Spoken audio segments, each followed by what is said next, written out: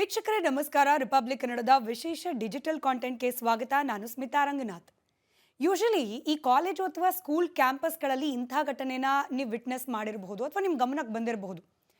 ಎರಡು ಕ್ಲಾಸು, ಒಂದು ಕ್ಲಾಸ್ನ ಹುಡುಗರು ಇನ್ನೊಂದು ಕ್ಲಾಸ್ನ ಹುಡುಗರು ಎರಡು ಗುಂಪು ಕಟ್ಕೊಂಡಿರ್ತಾರೆ. ಒಂದು ಗುಂಪು ಕಂಡ್ರೆ ಇನ್ನೊಂದು ಗುಂಪಿಗೆ ಆಗೋದಿಲ್ಲ. ಈ ರೀತಿ ಒಂದು ಗುಂಪಲ್ಲಿರೋ ಒಬ್ಬ ಪುಂಡ್ ಹುಡುಗ ಇನ್ನೊಂದು ಗುಂಪು ನಿಂತ್ಕೊಂಡು ಮಾತನಾಡ್ತಿರುವಾಗ ನನ್ನನ್ನು ಗುರಾಯಿಸಿದ್ರು ಅನ್ನೋ ಕಾರಣಕ್ಕೆ ಹೋಗಿ ಯಾರನ್ನೋ ಹೊಡೆದು ಬಂದುಬಿಡೋದು.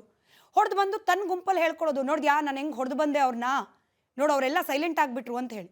ಯಾವಾಗ ಇನ್ನೊಂದು ಗುಂಪಿನವರು, for example group A group B ಅಂದ್ಕೊಳ್ಳೋಣ, ಗ್ರೂಪ್ ಎಲ್ಲಿ ಯಾವುದೋ ಒಬ್ಬ ಪುಂಡ್ ಹುಡುಗ ಹೋಗಿ ಗ್ರೂಪ್ ಬಿ ಮೇಲೆ ಅಟ್ಯಾಕ್ ಮಾಡಿ ಬಂದುಬಿಡ್ತಾನೆ, ಗ್ರೂಪ್ ಬಿ ನೋಡಿ ಸುಮ್ಮನೆ ಇರ್ತಾರಾ? ವಾಪಸ್ ಹೊಡಿಯೋಕ್ಕೆ ಬರ್ತಾರೆ, ದಂಡೆತ್ಕೊಂಡು ಬರ್ತಾರೆ.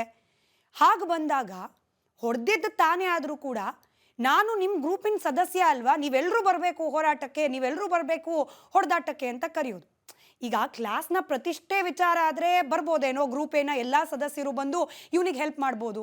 ಆದರೆ ಸುಖ ಸುಮ್ಮನೆ ಇವನ್ ಪ್ರತಿಷ್ಠೆಗೆ ಹೋಗ್ಬಿಟ್ಟು ಜಗಳ ಮಾಡ್ಕೊಂಡು ಬಂದು ನೀವು ಬಂದ್ರಿ ಹೊಡೆಯೋಣ ಅಂತಂದರೆ ಯಾರು ಬರ್ತಾರೆ? ಹಿಂಗೆ ಆಗಿದೆ ಇದೀಗ ಅಮೆರಿಕ ಅಧ್ಯಕ್ಷ ಡೊನಾಲ್ಡ್ ಟ್ರಂಪ್ನ ಪರಿಸ್ಥಿತಿ. ಇರಾನ್ನಲ್ಲಿ ನಾವು ರೆಜಿಮ್ ಚೇಂಜ್ ಮಾಡ್ತೀವಿ, ಖೊಮೇನಿ ಆಡಳಿತದಿಂದಾಗಿ ಇರಾನ್ ಒದ್ದಾಡ್ತಾ ಇದೆ, ಅಲ್ಲಿನ ಜನ ಸಂಕಷ್ಟಕ್ಕೆ ಸಿಲುಕಾಕೊಂಡ್ಬಿಟ್ಟಿದ್ದಾರೆ, ಇರಾನ್ನ ಹಿಂಗೆ ಬಿಟ್ಟರೆ, ಖೊಮೇನಿನ ಹಿಂಗೆ ಬಿಟ್ಟರೆ ಇಡೀ ಪ್ರಪಂಚಕ್ಕೆ ಮಾರಕ ಆಗುತ್ತೆ, ನಾವು ನೋಡ್ತಾ ಇರಿ ಹೆಂಗೆ ಮಾಡ್ತೀವಿ, ಖೊಮೇನಿನ ನಾವು ಖತಮ್ ಮಾಡ್ತೀವಿ, ಇಡೀ ಇರಾನ್ಗೆ ಸ್ವತಂತ್ರ ಕೊಡಿಸ್ತೀವಿ, ಹೊಸ ನಾಯಕನನ್ನು ನಾವೇ ಹುಟ್ಟಾಕ್ತೀವಿ, ಕೂರಿಸ್ತೀವಿ, ಇರಾನಿಗರಿಗೆ ಸ್ವಾತಂತ್ರ್ಯ ಕೊಡಿಸ್ತೀವಿ, ಹೀಗೆಲ್ಲ ಬಡಾಯಿ ಕೊಚ್ಕೊಂಡು ಓಡಾಡ್ತಾ ಇದ್ರು ಟ್ರಂಪ್. ಕೇವಲ ಬಡಾಯಿ ಕೊಚ್ಕೊಂಡದ್ದು ಮಾತ್ರವೇ ಅಲ್ಲ, ಇಸ್ರೇಲ್ ಜೊತೆಗೂಡಿ ಇರಾನ್ ಮೇಲೆ ಅಟ್ಯಾಕ್ ಕೂಡ ಮಾಡಿಬಿಟ್ರು. ಅಮೆರಿಕ ಅಧ್ಯಕ್ಷ ಡೊನಾಲ್ಡ್ ಟ್ರಂಪ್ ಅವರ ಆದೇಶದ ಮೇರೆಗೆ ಅಮೆರಿಕ ಕೂಡ ಸಂಘಟಿತವಾಗಿ ಇಸ್ರೇಲ್ನ ಜೊತೆಯಲ್ಲಿ ಅಟ್ಯಾಕ್ ಕೂಡ ಮಾಡಿಬಿಡ್ತು ಇರಾನ್ನ ಮೇಲೆ. ಆದರೆ ಈಗ ಟ್ರಂಪ್ನ ಪರಿಸ್ಥಿತಿ ಹೆಂಗಾಗಿದೆ ಅಂದರೆ, ಕಾಲ್ ಕೆರ್ಕೊಂಡು ಹೋಗಿ ಜಗಳ ಮಾಡ್ಕೊಂಡು ಬಂದು ಈಗ ಇನ್ನೊಂದು ಗುಂಪು ಮುಗಿಬಿದ್ದ ಮೇಲೆ ನನ್ನ ಸಹಾಯಕ್ಕೆ ಬನ್ನಿ, ನನ್ನ ಸಹಾಯಕ್ಕೆ ಬನ್ನಿ ಅಂಥೇಳಿ ಇರೋ ಬರೋ ಇತರೆ ದೇಶಗಳು, ನಮಗೂ ಈ ಯುದ್ಧಕ್ಕೂ ಸಂಬಂಧ ಇಲ್ಲ, ನಮಗೂ ಟ್ರಂಪ್ ನಿರ್ಧಾರಕ್ಕೂ ಸಂಬಂಧ ಇಲ್ಲ, ಈಗ ಯುದ್ಧ ಆಗ್ತಾ ಇರೋದು ಟ್ರಂಪ್ನ ಸ್ವಪ್ರತಿಷ್ಠೆಯಿಂದ, ಹೀಗಾಗಿ ನಾವು ದೂರದಲ್ಲಿ ನಿಂತ್ಕೊಂಡು ನೋಡ್ತೀವಪ್ಪ, ನಮಗೆ ಯುದ್ಧದಲ್ಲಿ ಭಾಗಿಯಾಗೋ ಯಾವುದೇ ಇರಾದೆ ಇಲ್ಲ, ನಮ್ಮ ದೇಶವನ್ನು ಎಕನಾಮಿಕ್ ರಿಸ್ಕಿಗೆ ಹಾಗೆ ನಮ್ಮ ದೇಶದ ಸೈನಿಕರನ್ನು ಪ್ರಾಣಾಪಾಯಕ್ಕೆ ದೂಡುವ ಯಾವುದೇ ಇರಾದೆ ನಮ್ದಿಲ್ಲ ಅಂಥೇಳಿ ಕೈ ಕಟ್ಕೊಂಡು ನಿಂತಿರೋ ದೇಶಗಳನ್ನು ಕೂಡ ಇದೀಗ ಟ್ರಂಪ್ ನಮಗೆ ಸಹಾಯಕ್ಕೆ ಬನ್ನಿ ಅಂತ ಹೇಳಿ ಕೇಳ್ಕೊಳ್ತಿದ್ದಾರೆ. ಹೋಗಲಿ, ಸಹಾಯಕ್ಕೆ ಕೇಳೋ ಟೋನ್ ಆದರೂ ಹೆಂಗಿದೆ? ನಾನು ಆಗಲೇ ಈ ಕಾಲೇಜು ಹಾಗೆ ಸ್ಕೂಲ್ಗಳ ಕ್ಯಾಂಪಸ್ ಗಲಾಟೆ ವಿಚಾರ ಹೇಳುವಾಗ ಹೆಲ್ಪ್ ಕೇಳೋರು ಹೆಂಗೆ ಕೇಳಬೇಕು, ಬನ್ರಪ್ಪ ನನಗೆ ಸಹಾಯ ಮಾಡಿ ಅಂತ ಹೇಳಿ ಅವರ ಟೋನ್ನಲ್ಲಿ ಮನವಿ ಅಥವಾ ಒಂದು ಹಂಬಲ್ನೆಸ್ ಅನ್ನೋದು ಕಾಣಬೇಕು. ನೀವು ಬರಲೇಬೇಕು, ನನಗೆ ಹೊಡೆಯೋಕ್ಕೆ ಬರ್ತಿದ್ದಾರೆ, ನೀವು ಹೊಡಿಲಿಕ್ಕೆ ಬರಲೇಬೇಕು ಅಂತಂದರೆ ಹೋಗಯ್ಯ ನೀನು ಯಾವ ಊರು ದಾಸಯ್ಯ ಅಂಥೇಳಿ ಇತರೆ ಗ್ರೂಪ್ನ ಸದಸ್ಯರು ಕೂಡ ಹೇಳೋ ಸಾಧ್ಯತೆ ಇದೆ. ಈಗ ಟ್ರಂಪ್ನ ಕತೆ ಕೂಡ ಹಾಗೆ ಆಗಿದೆ. ಹೆಲ್ಪ್ ಮಾಡೋಕೆ ಬನ್ನಿ ಅಂಥೇಳಿ ನೇರವಾಗಿ ಹೆಲ್ಪ್ ಅನ್ನೋ ಪದ ಬಳಕೆ ಮಾಡ್ಕೊಳ್ದಲ್ಲೇ ನೀವು ಬರಬೇಕು ಇವಾಗ ಯುದ್ಧಕ್ಕೆ, ನಮ್ಮ ಜೊತೆಯಲ್ಲಿ ಕೈ ಜೋಡಿಸ್ಬೇಕು, ಇಲ್ಲದೆ ಹೋದರೆ ಪರಿಣಾಮ ನೆಟ್ಟಗಿರಲ್ಲ ನೋಡಿ ಅನ್ನೋ ರೀತಿಯ ಅದೇ ಸೇಮ್ ಓಲ್ಡ್ ಟ್ರಂಪ್ನ ಧಮಕಿ ಹಾಕುವ ಟೋನ್ನಲ್ಲೇನೆ ಕೇಳ್ತಿದ್ದಾರೆ. ಯಾಕೆ ಸೊಪ್ಪು ಹಾಕ್ತಾರೆ ಬೇರೆ ದೇಶದವರು? ಅದರಲ್ಲೂ ಈ ಟ್ರಂಪ್ ಅನ್ನೋ ಸ್ವಪ್ರತಿಷ್ಠೆಯ ಮನುಷ್ಯನ ಹೇಳಿಕೆಗಳು ಹೆಂಗೆಲ್ಲ ಬದಲಾಗ್ತಿದೆ ಅನ್ನೋದನ್ನು ನೀವೀಗ ಆಲ್ರೆಡಿ ಗಮನಿಸಿದ್ದೀರಿ. ಫಾರ್ ಎಕ್ಸಾಂಪಲ್ ನೋಡಿ, ಯುದ್ಧ ಪ್ರಾರಂಭವಾಗಿ ಒಂದು ವಾರದ ಅಂತರದಲ್ಲಿ ಟ್ರಂಪು UK ಕುರಿತಾಗಿ ಒಂದು ಸೋಷಿಯಲ್ ಮೀಡಿಯಾ ಪೋಸ್ಟ್ ಬರೀತಾರೆ. ಏನಂತ? UK ಇವಾಗ ತನ್ನ 2 ಏರ್ಕ್ರಾಫ್ಟ್ ಕ್ಯಾರಿಯರ್ಗಳನ್ನು ಈ ಸ್ಟ್ರೇಟ್ ಆಫ್ ಹಾರ್ಮೂಸ್ ಕಡೆ ಕಳಿಸ್ತೀವಿ ಅಂತ ಹೇಳ್ತಿದ್ದಾರೆ, ಅದರ ಅವಶ್ಯಕತೆಯೇ ಇಲ್ಲ, ನಾವು ಆಲ್ರೆಡಿ ಯುದ್ಧ ಗೆದ್ದಾಗಿದೆ. ಇದು ಡೊನಾಲ್ಡ್ ಟ್ರಂಪ್ ಅವರ ಮಾರ್ಚ್ 8 ಅಥವಾ 9ನೇ ತಾರೀಕು ಸೋಷಿಯಲ್ ಮೀಡಿಯಾದಲ್ಲಿ ಮಾಡಿರತಕ್ಕಂಥ ಪೋಸ್ಟ್. ಅಂದರೆ UK ಸಹಾಯ ನಮಗೆ ಬೇಕಾಗೇ ಇಲ್ಲ, ನಾವು ಆಲ್ರೆಡಿ ಯುದ್ಧ ಗೆದ್ದಾಗ್ಬಿಟ್ಟಿದೆ ಅಂತ ಹೇಳಿ ಸೋಷಿಯಲ್ ಮೀಡಿಯಾದಲ್ಲಿ ಘಂಟಾಘೋಷವಾಗಿ ಬರೆದುಕೊಂಡಿದ್ದ ಟ್ರಂಪ್ ಈಗ UKನೂ ಸಹಾಯಕ್ಕೆ ಬರಬೇಕು, ಚೀನಾನೂ ಸಹಾಯಕ್ಕೆ ಬರಬೇಕು, ಫ್ರಾನ್ಸು ಬರಬೇಕು, ಜಪಾನು ಬರಬೇಕು. ಅದು ಸಹಾಯಕ್ಕಲ್ಲ, ಈ ಸ್ಟ್ರೇಟ್ ಆಫ್ ಹಾರ್ಮೂಸ್ನಲ್ಲಿ ಏನು ಈ ಎಕನಾಮಿಕ್ ಕಾರಿಡಾರ್ ಅಂತ ಹೇಳೋದು ಕರೆಸ್ಕೊಳ್ಳಲಾಗುತ್ತೆ, ಆಯಿಲ್ ಸಪ್ಲೈ ವಿಚಾರಕ್ಕೆ ಸಂಬಂಧಪಟ್ಟಂತೆ ಆ ಸ್ಟ್ರೇಟ್ ಆಫ್ ಹಾರ್ಮೂಸ್ನೇನು ಬಂದ್ ಮಾಡ್ಕೊಂಡು ಕೂತಿದೆ ಇರಾನ್ ಯುದ್ಧದ ಭಾಗವಾಗಿ. ಇದರಿಂದ ಜಗತ್ತಿನ ಬೇರೆ ಬೇರೆ ದೇಶಗಳು ಆರ್ಥಿಕ ಸಂಕಷ್ಟಕ್ಕೆ ಸಿಲುಕಾಕೊಳ್ತಾ ಇದೆ. ಹೀಗಾಗಿ ಈ ಆರ್ಥಿಕ ಬಿಕ್ಕಟ್ಟನ್ನು ಸರಿ ಮಾಡ್ಕೊಳ್ಬೇಕು ಅಂತಂದರೆ ನೀವು ಅಂದರೆ ಯಾವೆಲ್ಲ ದೇಶಗಳು ಈ ಸ್ಟ್ರೇಟ್ ಆಫ್ ಹಾರ್ಮೂಸ್ ಕಡೆಯಿಂದ ಆಯಿಲ್ ಪರ್ಚೇಸ್ ಮಾಡ್ತೀರಿ, ಆ ರೂಟ್ನ ಮೂಲಕ ನಿಮ್ಮ ವೆಸಲ್ಗಳು ಬರುತ್ತೆ, ಆ ಎಲ್ಲ ದೇಶಗಳು ಕೂಡ ತಮ್ಮ ವಾರ್ಶಿಪ್ಗಳನ್ನು ಅಲ್ಲಿ ಕಳಿಸ್ಬೇಕು. ಚೀನಾ, ನೀವು ಖರೀದಿ ಮಾಡಲ್ವಾ, ಇದೇ ರೂಟಿಂದ ತಾನೇ ನಿಮ್ಮ ದೇಶಕ್ಕೂ ಕೂಡ ಆಯಿಲ್ ಸಪ್ಲೈ ಆಗೋದು, ಕಳಿಸಿ ನೀವೊಂದೆರಡು ವಾರ್ಶಿಪ್ಪು.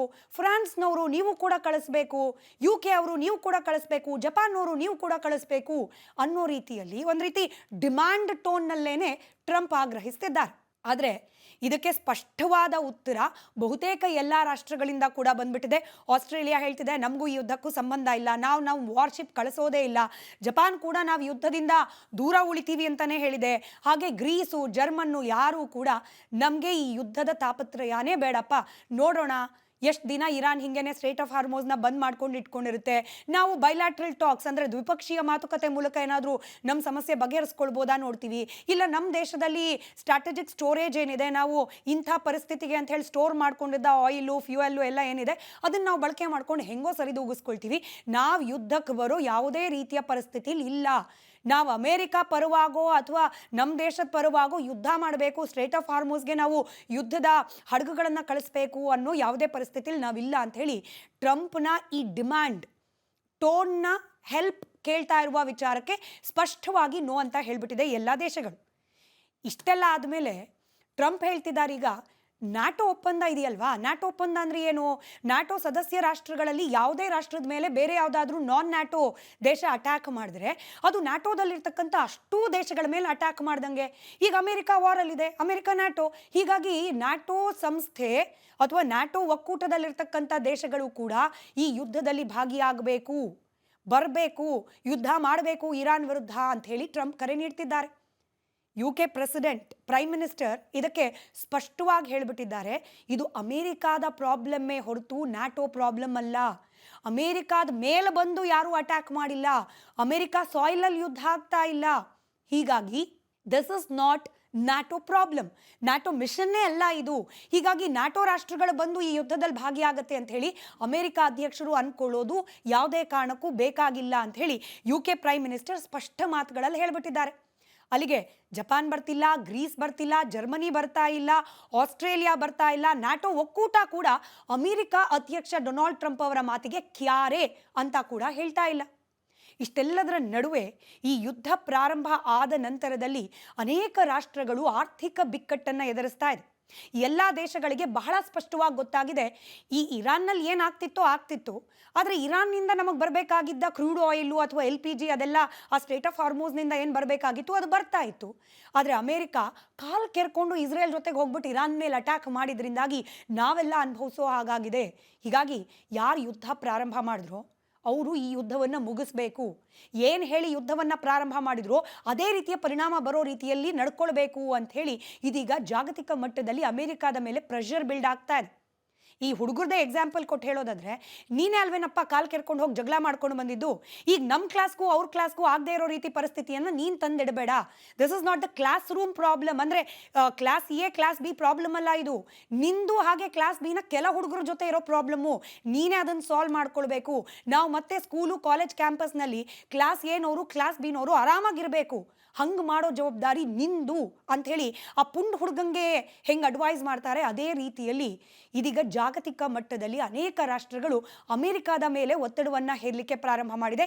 You started the war, you ended. ನೀವೇನು ಭರವಸೆ ಕೊಟ್ಟಿದ್ರಿ, ಇರಾನ್ನ ನಾನು ಸಂಪೂರ್ಣವಾಗಿ ಚೇಂಜ್ ಮಾಡ್ತೀನಿ, ಅಲ್ಲಿನ ರೆಜಿಮ್ ಚೇಂಜ್ ಮಾಡ್ತೀನಿ, ಇರಾನ್ ನಾವು ಹೇಳ್ದಂಗೆ ಕೇಳ್ಕೊಂಡಿರಬೇಕು, ಇರಾನ್ ಮತ್ತೊಂದು ಸತಿ ಎದ್ದು ನಿಂತ್ಕೊಂಡು ಮಿಲ್ಟ್ರಿ ಏನೋ ಅಡ್ವಾನ್ಸ್ ಮಾಡಬಾರ್ದು, ಮಿಲ್ಟ್ರಿನ ಉಪಯೋಗಿಸ್ಕೊಂಡು ಯುದ್ಧ ಮಾಡಲಿಕ್ಕೆ ಯಾರ ಮೇಲೂ ಬರಬಾರ್ದು, ಆ ರೀತಿ ನಾವು ಇರಾನ್ಗೆ ಬುದ್ಧಿ ಕಲಿಸ್ತೀವಿ ಅಂತ ಹೇಳಿದ್ರಲ್ಲ, ಮಾಡಿ ತೋರಿಸಿ ಇವಾಗ ಅಂಥೇಳಿ ಜಾಗತಿಕ ಮಟ್ಟದಲ್ಲಿ ಅಮೆರಿಕಾದ ಮೇಲೆ ಪ್ರೆಷರ್ ಬಿಲ್ಡ್ ಆಗ್ತಾ ಇದೆ. ಎಸ್ಪೆಷಲಿ ಸೌದಿ ಹಾಗೆ UAE ಕಡೆಯಿಂದ. ಸೌದಿ ಹಾಗೆ UAE ಕತೆ ಹೆಂಗಾಗಿದೆ ಅಂತಂದರೆ, ನಾವು ಅಮೇರಿಕಾಗೆ ಹೋಗಲಿ ಅಂತ ಹೇಳಿ ಜಾಗ ಕೊಟ್ಟಿದ್ದು ಮಿಲ್ಟ್ರಿ ಬೇಸ್ ಮಾಡ್ಕೊಳ್ಳಿಕ್ಕೆ ಈಗ ನಮ್ಮ ಬುಡಕ್ಕೆ ಬಂದಿದೆ ಯುದ್ಧ ಅನ್ನೋ ರೀತಿಯಲ್ಲಿ. ನಮಗೆ ಯುದ್ಧ ಬೇಕಾಗಿರಲಿಲ್ಲ, ಹೌದು ನಾವು ಸುನ್ನಿ ರಾಷ್ಟ್ರ, ಅದು ಇರಾನ್ ಶಿಯಾ ದೇಶ ಆಗಿರ್ಬೋದು, ನಾವು ಹೆಂಗೋ ಇದ್ವಪ್ಪ ಮ್ಯೂಚುಯಲಿ, ಸಂಬಂಧಗಳೇ ಇಲ್ಲದೆ ಹೋದರೂ ಕೂಡ ವೈರುಧ್ಯ ಅಂತೂ ಇರಲಿಲ್ಲ, ಸಂಬಂಧವೇ ಇಲ್ಲದೆ ಹೋದರೂ ಈ ರೀತಿ ದ್ವೇಷ ಅಂತೂ ಇರಲಿಲ್ಲ. ಈಗ ಇರಾನ್ ನೇರವಾಗಿ ನಮ್ಮನ್ನು ಟಾರ್ಗೆಟ್ ಮಾಡಿಕೊಂಡು, ನಮ್ಮ ದೇಶದ ಆಯಕಟ್ಟಿನ ಜಾಗಗಳನ್ನು ಟಾರ್ಗೆಟ್ ಮಾಡಿಕೊಂಡು ಅಟ್ಯಾಕ್ ಮಾಡ್ಲಿಕ್ಕೆ ಪ್ರಾರಂಭವಾಗಿದೆ. ಫಾರ್ ಎಕ್ಸಾಂಪಲ್ ದುಬೈನ ಏರ್ಪೋರ್ಟ್ಗಳ ಮೇಲೆ ಅಟ್ಯಾಕ್ ಆಗ್ತಾ ಇದೆ, ಸೌದಿಯಲ್ಲಿರ್ತಕ್ಕಂಥ ರಿಫೈನರೀಸ್ ಮೇಲೆ ಅಟ್ಯಾಕ್ ಆಗ್ತಾ ಇದೆ, UAEನಲ್ಲಿರ್ತಕ್ಕಂಥ ಎಕನಾಮಿಕ್ ಹಬ್ಗಳ ಮೇಲೆ ಅಟ್ಯಾಕ್ ಆಗ್ತಾ ಇದೆ. ಇದು ಯಾವ ಗ್ರಾಚಾರ ನಮಗೆ? ಇದೆಲ್ಲದಕ್ಕೂ ಕಾರಣ ಅಮೇರಿಕಾ ಅಲ್ವಾ? ಅಮೇರಿಕ ಇದನ್ನು ಸರಿ ಮಾಡಬೇಕು. ಈಗ ಆಲ್ರೆಡಿ ಒಂದು ಅಂದಾಜಿನ ಪ್ರಕಾರ $15 ಬಿಲಿಯನ್ ಲಾಸ್ನಲ್ಲಿ ಗಲ್ಫ್ ರಾಷ್ಟ್ರಗಳಿದೆ. ಯುದ್ಧ ಪ್ರಾರಂಭ ಆಗಿದ್ದು ಯಾವಾಗ? ಫೆಬ್ರವರಿ 28ನೇ ತಾರೀಕು. ಅಲ್ಲಿಂದ ಇಲ್ಲಿಗೆ ಲೆಕ್ಕ ಹಾಕಿದ್ರೆ ಸರಿಸುಮಾರು 3 ರಿಂದ 4 ವಾರದಲ್ಲಿ $15 ಬಿಲಿಯನ್ ನಷ್ಟವನ್ನು ಗಲ್ಫ್ ರಾಷ್ಟ್ರಗಳು ಈ ಯುದ್ಧದಿಂದ ಅನುಭವಿಸ್ತಾ ಇದೆ. ನಾನು ಲಾಸ್ ಅಂತ ಹೇಳಿದ್ರೆ ಇದು ಏನು ಯುದ್ಧಕ್ಕೆ ಖರ್ಚು ಮಾಡ್ತಾ ಇರೋ ಲೆಕ್ಕವನ್ನು ಹೊರತುಪಡಿಸಿ ಹೇಳ್ತಾ ಇರೋದು. ಪ್ರತಿನಿತ್ಯ ನಡೀತಾ ಇದೆ ಎಕನಾಮಿಕ್ ಟ್ರಾನ್ಸಾಕ್ಷನ್ನಿಂದ ಆಗ್ತಾ ಇದ್ದ ಲಾಭದಲ್ಲೇನೆ ಈಗ ಆಲ್ರೆಡಿ 14% ನಷ್ಟವನ್ನು ಈ ಗಲ್ಫ್ ರಾಷ್ಟ್ರಗಳು ಅನುಭವಿಸ್ತಾ ಇದೆ. ಯುದ್ಧ ಹೀಗೆ ಮುಂದುವರೆದ್ರೆ ಇದು ಡಬಲ್ ಟ್ರಿಪಲ್ ಕೂಡ ಆಗೋ ಸಾಧ್ಯತೆ ಇದೆ ಅಂತ ಹೇಳಲಾಗ್ತಾ ಇದೆ. ಇದರ ಜೊತೆಯಲ್ಲಿ ವಾರ್ ಎಕ್ಸ್ಪೆಂಡಿಚರ್ ಬೇರೆ. ಈಗ ಸೌದಿ ಹಾಗೆ UAEನಲ್ಲಿ ಬರ್ತಾ ಇದ್ದ ರೆವಿನ್ಯೂ ಒಂದು ಕಡೆ ಕಮ್ಮಿ ಆಗಿದೆ. ಆಯಿಲ್ ರಿಫೈನರೀಸ್ ವರ್ಕ್ ಆಗದೆ, ಯುದ್ಧದ ಪರಿಸ್ಥಿತಿಯಿಂದ ಎಕನಾಮಿಕ್ ಟ್ರಾನ್ಸಾಕ್ಷನ್ ಆಗದೆ, ಈಗ ನಮ್ಮ ದೇಶದ ಮೇಲೆ ಅಟ್ಯಾಕ್ ಮಾಡ್ತಿದೆ ಇರಾನ್ ಅಂದಾಗ ಅದನ್ನು ಪ್ರೊಟೆಕ್ಟ್ ಮಾಡ್ಕೊಳ್ಳಿಕ್ಕಾದರೂ ಆಂಟಿ ಮಿಸೈಲ್ ಸಿಸ್ಟಮನ್ನು ಉಪಯೋಗಿಸ್ಬೇಕು ಈ ಸೌದಿ ಹಾಗೆ ಅರಬ್ ರಾಷ್ಟ್ರಗಳು. ಅದಕ್ಕೂ ಕೂಡ ಖರ್ಚಾಗ್ತಿದೆಯಲ್ಲ, ಇದು ಎಕ್ಸ್ಟ್ರಾ ಲಾಸ್. ಹೀಗಾಗಿ ಸೌದಿ ಹಾಗೆ UAE ರಾಷ್ಟ್ರಗಳು ದುಂಬಾಲು ಬಿದ್ದಿದೆ. ಅಮೆರಿಕಾದ ಮೇಲೆ ಪ್ರೆಷರ್ ತರ್ತಾ ಇದೆ. You have to end the war with the winning result ಅಂತ ಹೇಳಿ.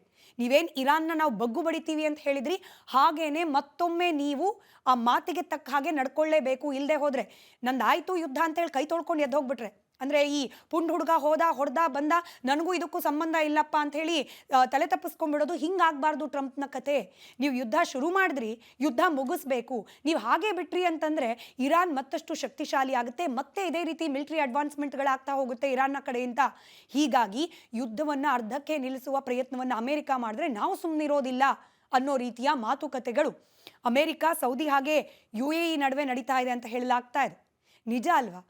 ಟ್ರಂಪ್ ಅನ್ನೋ ಒಬ್ಬನ ಸ್ವಪ್ರತಿಷ್ಠೆಯಿಂದಾಗಿ ಇದೀಗ ಭಾರತದಂತಹ ಶಾಂತಿಪ್ರಿಯ ದೇಶ ಕೂಡ, ಅಂದರೆ ಈ ದೇಶದ ನಾಗರಿಕರಾಗಿ ನೀವು ಕೂಡ ಎಲ್ಲಿಯ ಮಧ್ಯಪ್ರಾಚ್ಯ, ಎಲ್ಲಿಯ ಬೆಂಗಳೂರು, ಎಲ್ಲಿಯ ಗದಗ, ಎಲ್ಲಿಯ ಬಾಗಲಕೋಟೆಯಲ್ಲಿರ್ತಕ್ಕಂಥ ಬುದ್ಧಿಮಾಂದ್ಯ ಮಕ್ಕಳ ವಸತಿ ಶಾಲೆಯ ಮಕ್ಕಳು ಸಫರ್ ಆಗ್ತಾ ಇದ್ದಾರೆ. ಇದಕ್ಕೆ ನೇರ ಕಾರಣ ಯಾರು? ಟ್ರಂಪ್ನ ಸ್ವಪ್ರತಿಷ್ಠೆ ಅನ್ನೋ ರೀತಿಯ ಲೆಕ್ಕಾಚಾರಗಳು ಇದೀಗ ಜಾಗತಿಕ ಮಟ್ಟದಲ್ಲಿ ನಿರ್ಮಾಣ ಆಗಿದೆ. ಆದರೆ ಟ್ರಂಪ್ ಬೇಕು ಅಂದರೂ ಕೂಡ ಯುದ್ಧ ನಿಲ್ಲಿಸುವ ಪರಿಸ್ಥಿತಿಯಲ್ಲಿ ಸದ್ಯಕ್ಕಿರೋ ರೀತಿಯಲ್ಲಿ ಕಂಡು ಬರ್ತಾ ಇಲ್ಲ.